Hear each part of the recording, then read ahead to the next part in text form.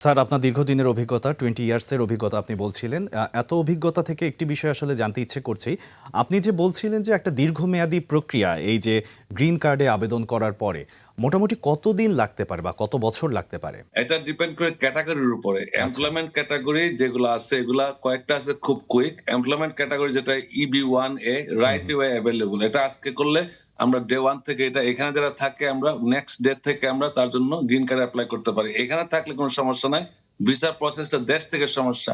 আচ্ছা, EB2, EB2NIW এটা backlog আছে ১-১.৫ বছরের ব্যাকলগ আছে। EB3 অনেক সময় ব্যাকলগ ৪-৫ বছরের ব্যাকলগ।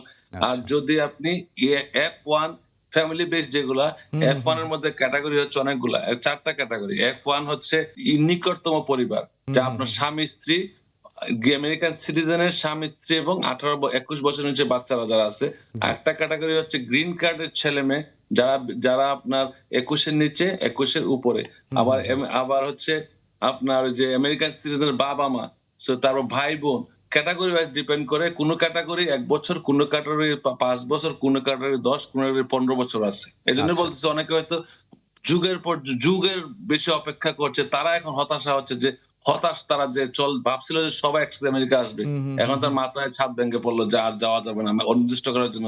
কিন্তু অনির্দিষ্টকাল বলতে কেউ বলতে পারে না কতদিন। এটা হয়তো ২ মাস হতে পারে, ৬ মাস হবে, ২ বছর লাগতে পারে।